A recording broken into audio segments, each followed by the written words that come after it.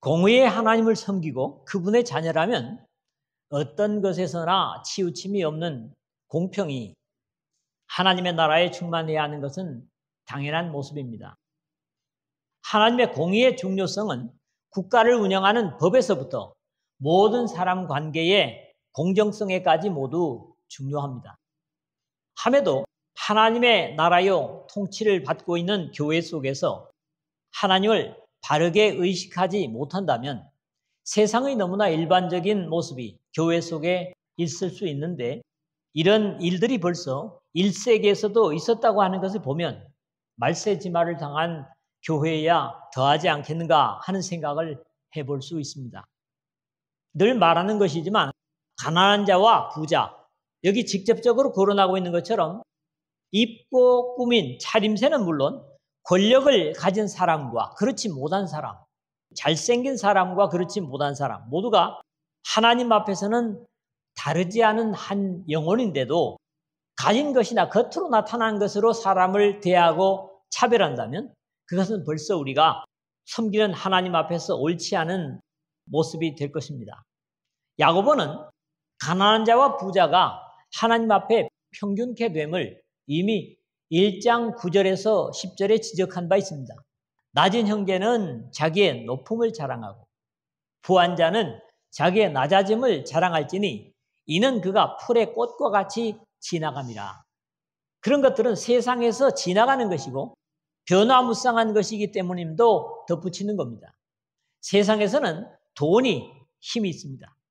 그럼에도 돈이 가는 곳에는 공평치 못한 문제가 생기는 것을 이미 초대교회에서조차 보게 되지요. 구제일로 인하여 히브리파 과부들이 구제를 받는데 헬라파 과부들이 그 구제에서 빠지는 것 때문에 불만을 제기하게 되고, 여기에 결국 필요한 7사람을 뽑은 것도 이것을 해결하기 위해서였음을 봅니다. 돈은 어디로 가든지 문제가 따라다닐 수 있다는 거지요. 특히 요즘 젊은 여성들이 아름다움에 관심을 더 갖는 이유는 그 아름다움으로 미래의 삶에까지도 영향을 미침을 봅니다.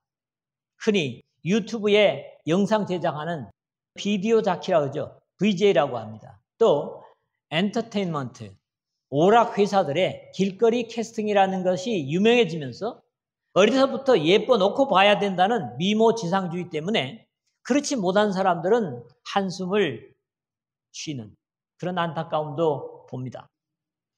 모두 죽고 나면 똑같은 과정에 들어가는 것을 사람들은 생각지 못합니다.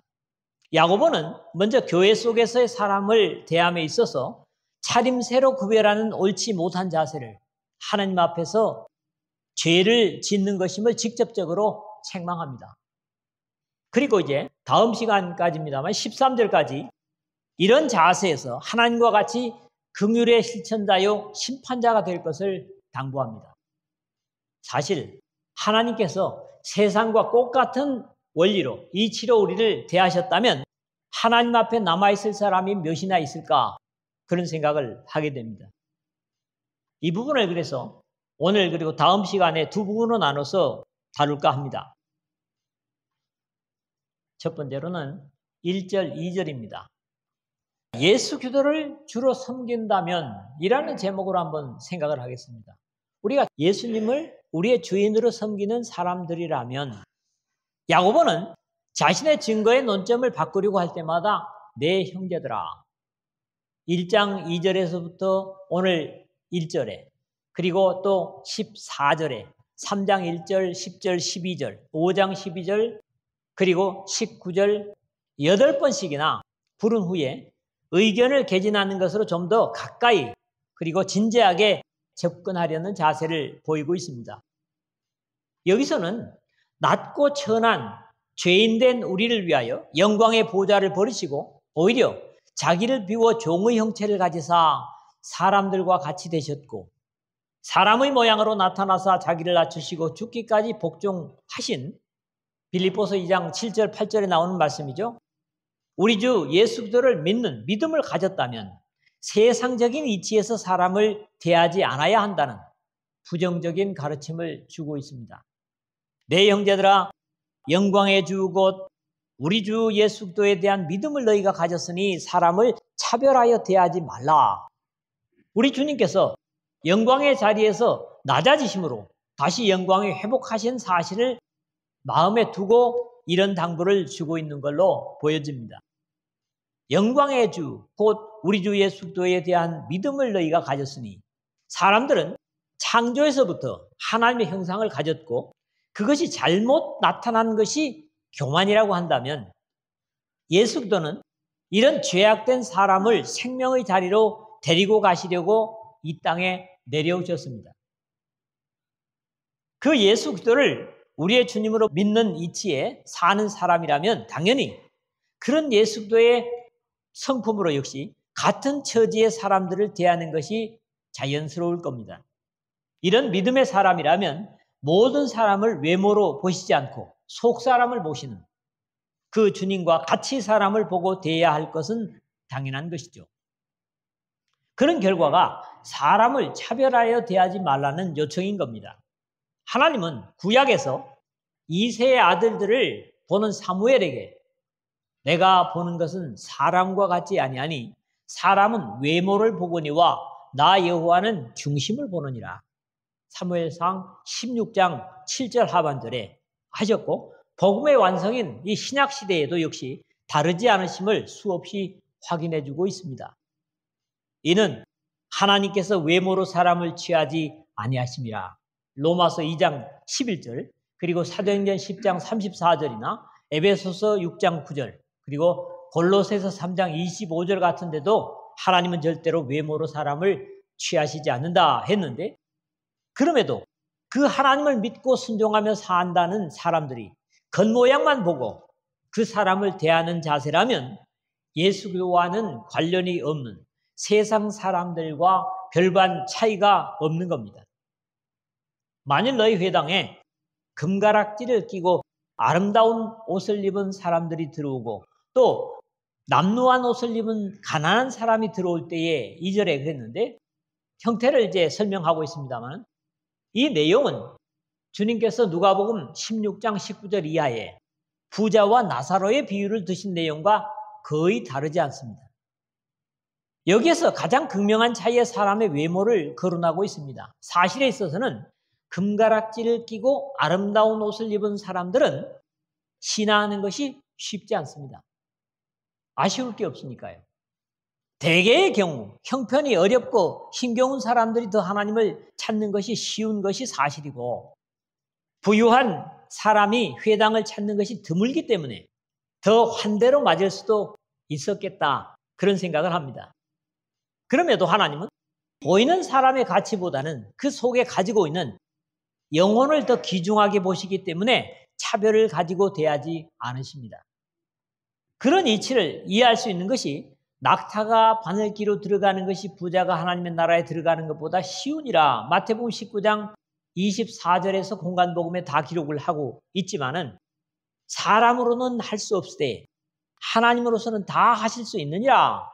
그 다음 절에 하신 것은 하나님은 부자도 가난한 자도 천국으로 다 데려가실 수 있다는 말씀이죠. 만일 너희 회당에 금가락지를 끼고 아름다운 옷을 입은 사람이 들어오고, 이 표현은 액세서리나 옷 매무새가 아름다움, 부와 자신의 부귀를 나타내기 위해서 꾸민 장신구와 부드러운 고급 옷을 입은 것을 표현하는 것으로 주님께서 낙타 트롯에 가죽띠를 걸친 요한을 두고 말씀하시기를, 부드러운 옷 입은 사람이냐? 보라, 화려한 옷을 입고 사치하게 지내는 자는 왕궁에 있느니라. 누가복음 7장 25절이나 마태복음 11장 8절에 권력자의 차림새로 말씀을 하십니다. 또 남루한 옷을 입은 가난한 사람이 들어올 때에 2절 하반절에 남루한, 휘파로스, 이 말이 더러운, 불결한 그런 뜻인데, 제때 빨래를 하지 않아 냄새나는 옷을 의미하기도 합니다. 고약한 냄새를 풍기며 예배당에 들어오는 사람을 대부분의 사람들은 반가워하지 않을 것은 오늘 우리의 입장에서도 다르지 않을 겁니다. 그럼에도 하나님을 아버지로 예수 그리스도를 주님으로 섬기는 사람이라면 같이 대할 수 있어야 한다는 것을 전제로 하고 그에 대한 세상적인 행동의 반응을 예를 들고 있는 것이 다음 항목입니다. 예수도를 주님으로 섬기는 우리들이라면 어떻게 해야 할 것을 이미 여기에서부터 은연중에 가르치고 있는 겁니다. 두 번째로는 3절, 4절입니다. 차별하는 것을 악한 생각이라고 그랬습니다. 악한 생각, 다른 것이 아니라는 거예요. 이 말씀은 앞절에 바로 이어지는 표현으로 교회당에 들어오는 이러한 두 종류의 사람에 대한 각각 다른 대우에 대해 직접적으로 책망하는 내용입니다. 사실 오늘 제목으로 잡은 여기 좋은 자리에 앉으소서라는 표현은 절대로 잘못된 표현이 아닙니다. 여기 좋은 자리에 앉으소서, 이것을 긍정적으로 이해하면 나보다 좋은 자리에 상대를 우대하는 표현도 될 수 있습니다. 다만 문제는 이러한 대우 자체가 사람을 구분하고 차별하고 있다는 것에 있습니다. 또 짐짓 우리가 실수할 수 있는 부분을 지적하는 것이기도 합니다. 회당, 예전엔 회당, 시나고그라고 그랬죠. 즉 예배당을 찾았다는 것 자체가 사람을 찾아온 것이 아니라 하나님을 경배하고 예배하기 위해서 왔을 것인데 하나님께 은혜나 생명을 누리기 전에 벌써 사람으로부터 차별을 당한다면 그것도 유쾌하지 않을 겁니다. 너희가 아름다운 옷을 입은 자를 눈여겨보고 말하되 여기 좋은 자리에 앉으소서 하고 또 가난한 자에게 말하되 너는 거기 서 있던지 내 발등상 아래 앉으라 하면 바로 앞절에 반복이지만은 2절에서는 사람들의 회당에 들어온 상태를 그대로 묘사한 것이고 여기서는 그 예배당 안에서 그런 사람들을 대하는 자세를 다루고 있습니다. 여기서도 앞뒤가 역시 극명한 차이를 가집니다. 다시 말하지만 이 분명한 차이는 세상에서 차이일 뿐입니다. 너희가 아름다운 옷을 입은 자를 눈여겨보고 말하되 여기 좋은 자리에 앉으소서 하고 했는데 눈여겨보고 에피블레포 이 말 자체가 올려다보고 우러러보고 또는 무엇에 마음을 쓰는 그런 의미를 가짐으로써 벌써 좋은 동기를 가지고 바라본다는 의미를 가지는 겁니다.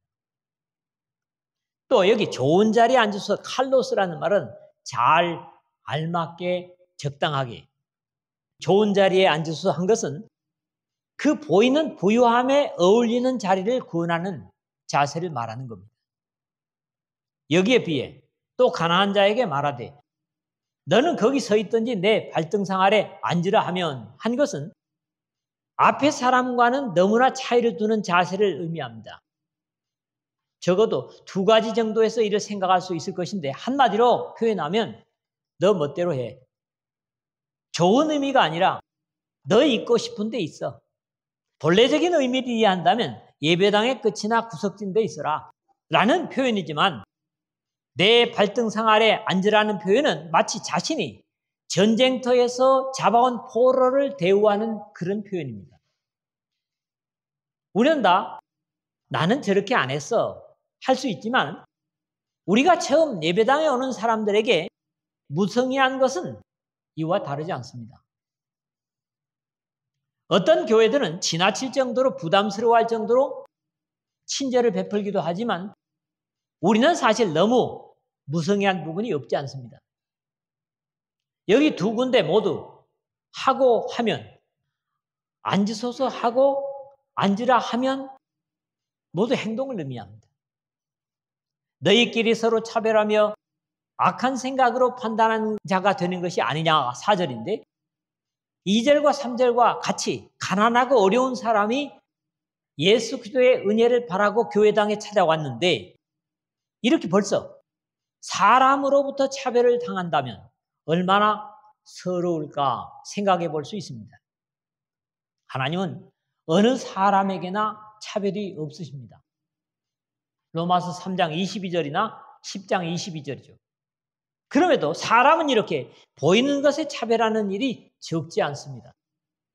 영적으로 깨어있지 못하면 우리 스스로 의식하지 못하는 상태에서 상대에게 차별을 느끼게 할 수 있다는 데서 대단히 주의해야 할 부분인 겁니다. 베드로 사도는 역시 하나님께 예배할 우리의 자세에 대해서 경계하기를 너희 단장은 머리를 꾸미고 금을 차고 아름다운 옷을 입는 외모로 하지 말고 베드로전서 3장 3절에 경계를 했습니다. 우리가 한창 어려울 때 이 말씀을 전하는 사람들이 교회당에 올 때는 모든 폐물 다 차고 제일 좋은 차림으로 오랬는 거예요. 왜냐하면 결혼식에도 그렇게 하고 하니까 하나님께 제일 좋아야 된다는 거예요. 그러나 그거는 한 가지 고려를 안 한 거예요. 그보다 없고 어려운 사람들은 위화감을 느낄 수도 있어요. 그렇기 때문에 간편하고 간략한 차림, 이게 오히려 서로를 좋아해 있어서 덕스럽고 아름다운 것이라는 겁니다. 또 예배당을 찾은 가난한 사람이 다른 사람이 아니라 나 자신이라고 생각해보고 최소한 예배에 참여한 사람들, 신앙을 위한 모임에 참여하는 사람들에 대해 조심해야 할 겁니다. 스스로 이런 경험을 조금이라도 의식했다면 더욱 조심해야 하고 하나님을 의식해야 할 것입니다. 야고보는 너희끼리 서로 차별하며 악한 생각으로 판단하는 자가 되는 것이 아니냐 4절에 라는 직접적인 책망을 주고 있습니다. 우리는 신앙하면서도 악하다는 것을 너무나 피상적으로 이해하기 쉽습니다. 그러나 선을 행할 줄 알고도 행치 아니하면 죄라고 하는 얘기 같은 거죠. 믿음으로 하는 것들은 악한 것이 아니지라며 우리는 자위하기 쉽습니다. 그럼에도 야고보는 너희끼리 서로 차별하는 것 자체를 악한 생각이라고 지적하고 판단하는 자가 되는 것이 하나님의 자리에 오르려고 하는 무례한 행위라고 지적하는 겁니다. 뒤에서 4장 11절에 12절에 보면 형제들아 형제를 판단하는 자는 곧 율법을 비방하고 율법을 판단하는 것이라. 너가 만일 율법을 판단하면 율법의 준행자가 아니요 재판관이로다. 입법자와 재판관은 오직 한 분이시니 너희 구원하기도 하시며 멸하기도 하시느니라. 너는 누구이기에 이웃을 판단하냐. 그렇게 판단하는 자는 다만 하나님께서 할 수 있는 권한을 가지셨기 때문에 겉모양을 보고 판단하는 것 자체가 하나님의 자리에 서려고 하는 것이라고 경고하는 겁니다. 세 번째 마지막으로 5절에서 7절입니다. 여기서 이제 문장이 좀 끊겨서 자연스럽지 못합니다만은 이 5절에서부터 내온 말씀이 뭐냐 하니까 하나님처럼 사람을 대우하라는 겁니다. 우리가 하나님의 백성이라면. 오늘 내용의 마지막에서는 하나님께서 사람을 대우하시는 뜻을 헤아릴 것을 권면하면서 주님께서 세상에 부유한 자들과 가난한 자들에 대하여 어떻게 하시는가를 말하고 세상에서 부자들의 행위들을 그대로 지적하면서 앞에서 거론한 행위들은 세상 속에서 부자들의 행동이나 다름이 없음을 비유합니다. 하나님의 인자하심을 본받을 것을 권면하고 있죠. 믿음의 사람들이 모두 존귀히 여기는 복되신 이름인 예수교의 이름을 모독하는 사람들도 실제 예를 들어서 세상에서 부유한 사람들인데 그런 사람들에게만 예우를 표했어야 되겠는가라는 경계까지 하고 있는 겁니다. 내 사랑하는 형제들아 들을지어다. 하나님이 세상에서 가난한 자를 택하사 믿음에 부유하게 하시고 또 자기를 사랑하는 자들에게 약속하신 나라를 상속으로 받게 하지 아니하셨느냐 5절인데 여기에서도 진지한 의도로 당부를 시작하는 표현이 내 사랑하는 형제들아 들을지어다. 마치 사도행전에 보면 안디옥에서 유대인들의 신앙의 혼란을 해결하기 위해서 예루살렘에서 사도들과 장로들의 모임을 마치고 베드로의 권면 후에 말했던 자세 사도행전 15장 13절에 야고보의 자세를 여기서도 보게 됩니다. 형제들아 내 말을 들을지어다 이렇게 말하거든요. 역시 차분하고 진지하게 하나님의 백성들을 설득하려는 자세를 보는 겁니다. 이 5절 6절에서도 앞에서처럼 대칭적인 표현이지만 사뭇 다른 내용입니다. 그러나 회당에 들어온 사람들에 대한 대우의 순서와는 다르게 가난한 사람들을 먼저 거론하고 그리고 부자들을 말하고 있습니다. 하나님이 세상의 가난한 자들을 택하사 믿음에 부요하게 하시고 5절 중반인데 세상에 의지할 것이 없는 사람들에게 하나님을 찾기만 하면 믿음으로 부요케 하신다는 것은 바울도 같은 증거를 주고 있습니다. 그러나 하나님께서 세상에 미련한 것들을 택하사 지혜 있는 자들을 부끄럽게 하려 하시고 세상에 약한 것들을 택하사 강한 자들을 부끄럽게 하려 하시며 하나님께서 세상에 천한 것들과 멸시받는 것들과 없는 것들을 택하사 있는 것들을 폐하려 하시나니 이는 아무 육체도 하나님 앞에서 자랑하지 못하게 하려 하심이라. 고린도전서 1장 27절에서 29절에 말씀합니다. 그런 이유에서 아무라도 하나님 앞에 자랑할 것이 없습니다. 심지어 이 가난한 사람도 믿음으로 부여하기 때문에 그러면 가난을 자랑할 수 있느냐? 아니죠. 지혜자이든지 강한 자든지 어떤 육체라도 하나님 앞에 내세울 것이 없고 가난도 자랑할 것은 아니죠. 세상에서도. 또 자기를 사랑하는 자들에게 약속하신 나라를 상속으로 받게 하지 아니하셨느냐? 5절 하반절인데 가난한 자는 모든 믿음에 부여할 수 있다는 것이 아닙니다. 이 말씀은 그렇게만 볼 수 없죠. 사실 주님께서 여기에 자기를 사랑하는 자들에게 가난하든 부유하든 상관없이 세상에 의지할 데 없는 가난한 자들이 주님을 더욱 의지할 것은 어렵지 않은 이해인 것은 우리는 역사 속에서 그것들을 들어 교회 속에서 많이 봐온 사실입니다. 그러나 오해가 되어서는 안 되는 것은 약속하신 나라라는 것이 사람의 공로일 수는 없다는 사실이죠. 믿음 안에 들어와 있어도 진정으로 하나님이 사랑하신 것처럼 믿음의 응답으로 사랑하는 자들이 더욱 은혜를 입을 것이기 때문입니다. 또 약속하신 나라를 상속받게 하셨다는 것도 이미 모든 선자들을 통해서 예언되고 선포된 하나님의 나라이지 전혀 새로운 왕국이 아니기 때문에 하나님의 예정하시고 실행하신 구속의 언약에 의한 약속에 따라서 받게 하신다는 말씀입니다. 너희는 도리어 가난한 자를 업신여겼도다. 부자는 너희를 억압하며 법정으로 끌고 가지 아니하느냐. 6절인데 여기서부터는 회당에 들어올 때 좋은 예우로 했던 2절 4절에 이 땅에서의 가진 자들과 그들을 환대했던 회당의 사람을 같이 지적을 하고 있습니다. 그들의 잘못은 단순히 가난하고 힘없는 자들에게뿐만 아니라 믿음의 사람들에게 귀하고 찬송하는 이름인 복되신 예수 그리스도까지 모욕하고 비방하는 사람들도 있다는 것으로 그들에게만 좋은 대우를 해줘서는 안 된다는 말입니다. 하나님이 세상의 가난한 자를 택하사 믿음에 부요하게 하셨음에도 너희는 도리어 가난한 자를 업신여겼도다 라고 책망하고 그들은 오히려 그들의 가진 돈으로 가난하고 힘없는 자들을 억압하며 법정으로 끌고 가는 부도덕을 행하는 것을 지적하고 있습니다. 이런 일들은 1세기 때뿐만 아니라 이 세상에 쉽사리 사라지지 않을 일들입니다. 유전무죄, 무전유죄. 돈이 있으면 죄가 없고 돈이 없으면 죄가 성립되는 또 요즘 내가 좋아하면 로맨스고 남이 만약에 그런 관계를 가지면 불륜이라고 하는 뭐 이상한 신조어가 내로남불이라는 표현들은 옳지 못한 부유한 자들에 의해서 저질러지고 있는 악행들입니다.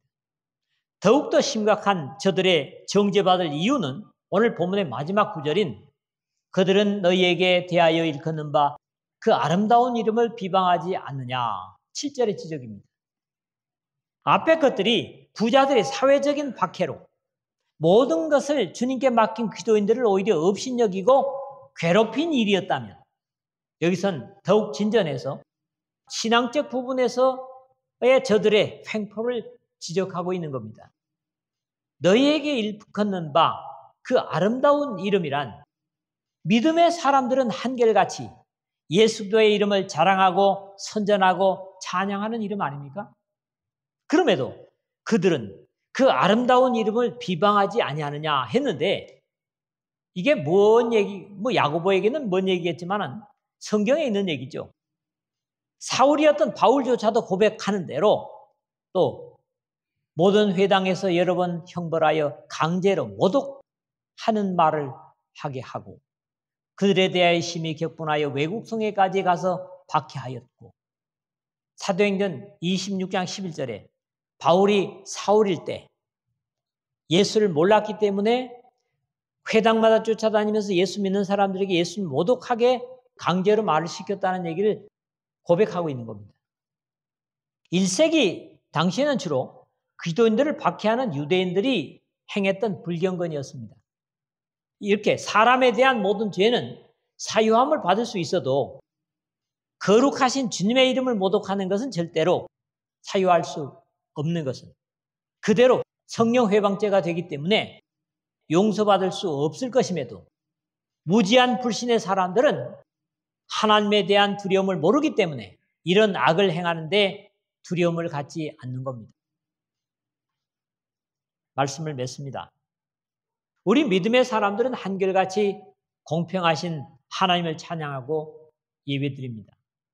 그럼에도 교회에서 사람이 세상적인 이유로 차별을 당한다면 그것은 하나님께서 기뻐하실 수 없는 악행이라고 경고를 줍니다.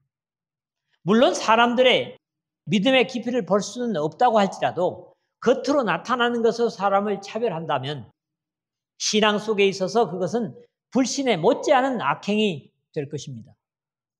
다만 상대가 부담스럽지 않을 정도로 좋은 자리를 양보하는 덕행은 대상에 관계없이 해야 할 믿음 안에서의 우리의 자세입니다. 하나님께서는 세상의 가난한 자들을 택하셔서 믿음에 부요하게 하셨습니다. 주님께서는 1세기 당시 가난했던 서머나 교회를 향하여 내가 너의 환난과 궁핍을 알거니와 실상은 너가 부요한 자라고 칭찬하셨습니다. 요한계시록 2장 9절 상반절이죠. 세상 사람들은 오히려 많이 가진 것 때문에 범죄하고 아름다운 구원의 이름인 예수 그리스도를 모독하기까지 함을 두려워해야 할 것입니다. 우리가 예수 그리스도의 것이 된 사람들이라면 먼저는 주님께 언제나 여기 좋은 자리에 앉으소서라고 섬기고, 그의 사람들에게도 여기 좋은 자리에 앉으소서라는 겸손으로 양보할 수 있는 주님을 닮는 삶이 되시기를 주님의 이름으로